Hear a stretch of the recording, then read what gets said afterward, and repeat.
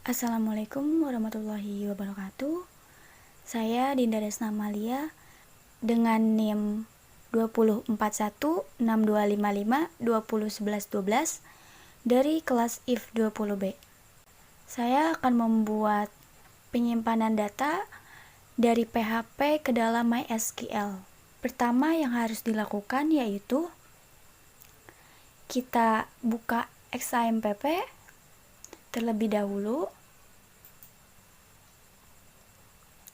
Kemudian kita klik start pada Apache dan MySQL.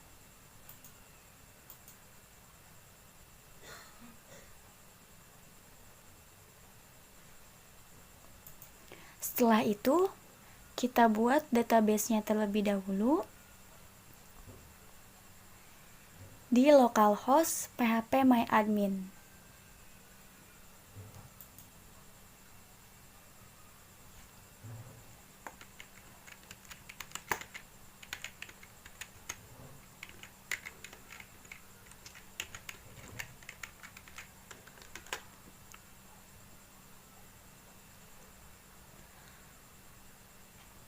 Untuk membuat database-nya, kita klik baru.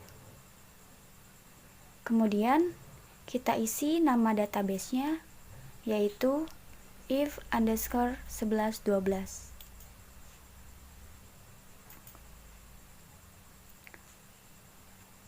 Lalu klik buat. Kemudian isi tabel tersebut dengan nama user dan jumlah kolomnya disesuaikan. Di sini saya akan membuat 4 kolom yang terdiri dari ID, username, email, dan password. Setelah itu kita klik kirim. Kemudian kita isi tabel tadi dengan field yang sudah saya sebutkan tadi. Yang pertama ada ID, jenisnya integer, panjangnya 10. Yang kedua ada username, jenisnya varchar, panjangnya 20. Ketiga, email, jenisnya varchar, panjangnya 20. Dan yang keempat, password, jenisnya varchar, panjangnya 10. Kemudian kita buat ID tersebut menjadi auto increment.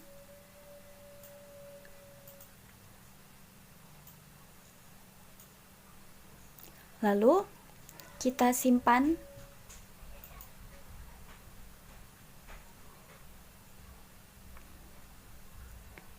Jadi, pada database dengan nama if_1112 terdapat sebuah tabel bernama user. Di dalam tabel tersebut terdapat atribut atau field, yaitu ada ID sebagai auto increment-nya, kemudian ada username, lalu email, dan yang terakhir ada password. Setelah kita membuat database-nya, kemudian kita buat codingannya. Di sini saya sudah membuat 3 file PHP. Yang pertama ada koneksi.php, kemudian form.php, dan insert.php. Pada koneksi.php terdapat variabel server name yaitu localhost, variabel username-nya root, dan variabel password kosong. Kemudian variabel con untuk mengkoneksikan. Untuk mengecek koneksi tersebut, jika variabel con salah, maka menampilkan connection failed. Jika benar, maka menampilkan connection successfully. Kemudian form.php dibuat untuk menginputkan data pada database yang dikoneksikan ke dalam insert.php. Pada form register account terdapat username, email, dan password. Kemudian, pada file insert.php terdapat variabel server name, username, dan password seperti file koneksi.php, tetapi di sini ditambahkan variabel dbname yaitu nama databasenya. Nama databasenya yaitu if_1112 harus disesuaikan dengan database yang telah dibuat tadi. Kemudian terdapat variabel untuk mengkoneksikannya. Kemudian untuk mengecek koneksi tersebut, jika koneksi salah, maka menampilkan gagal. Kemudian terdapat form handling.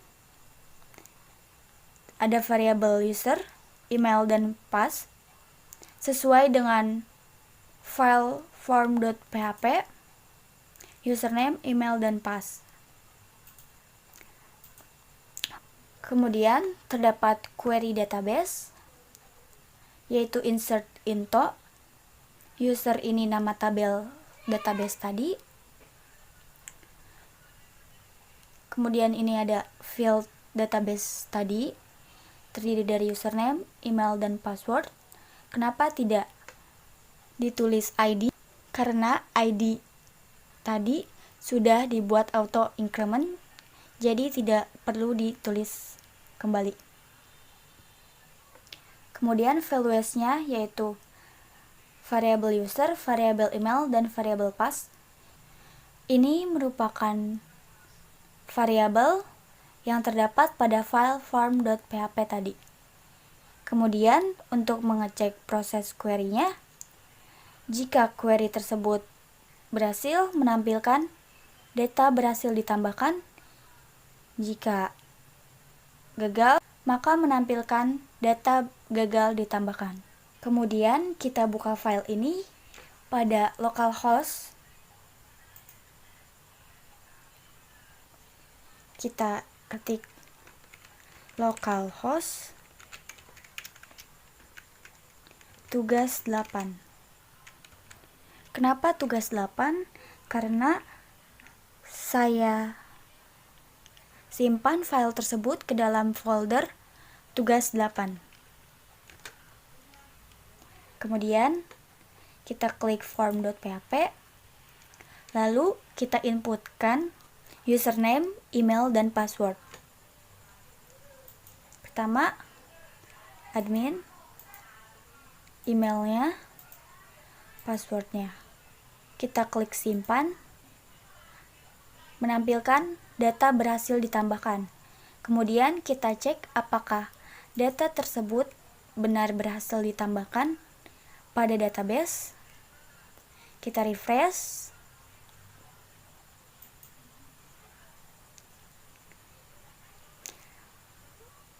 Data tersebut berhasil ditambahkan. ID-nya 1, username-nya admin, emailnya admin@gmail.com, passwordnya admin123. Kemudian kita inputkan kembali yaitu user 1.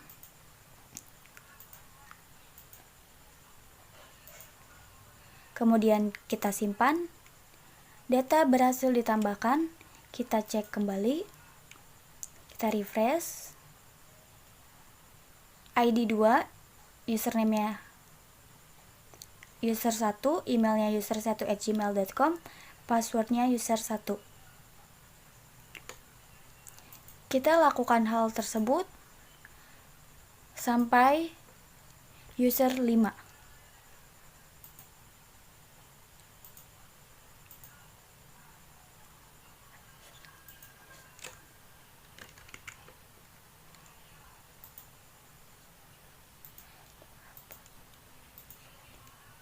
Simpan. Data berhasil ditambahkan, kita cek kembali. Data dengan username user2 berhasil ditambahkan pada database MySQL. Kita inputkan kembali.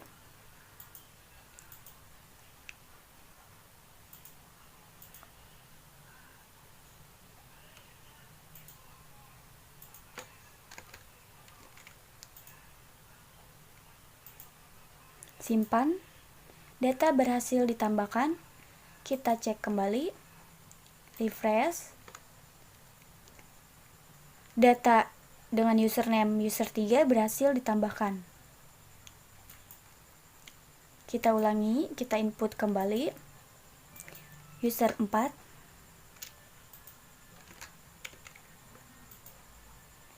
Emailnya. Password. Simpan. Data berhasil ditambahkan. Kita cek kembali.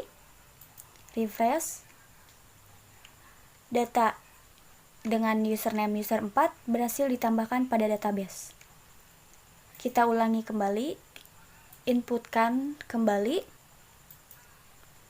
Username-nya user5. Emailnya user5@gmail.com. Passwordnya user5. Kita simpan. Data berhasil ditambahkan. Kita lihat kembali. Refresh. Data dengan username user5, emailnya user5@gmail.com, passwordnya user5 berhasil ditambahkan dalam database MySQL. Mungkin cukup sekian dari saya. Kurang lebihnya mohon maaf. Terima kasih. Wassalamualaikum warahmatullahi wabarakatuh.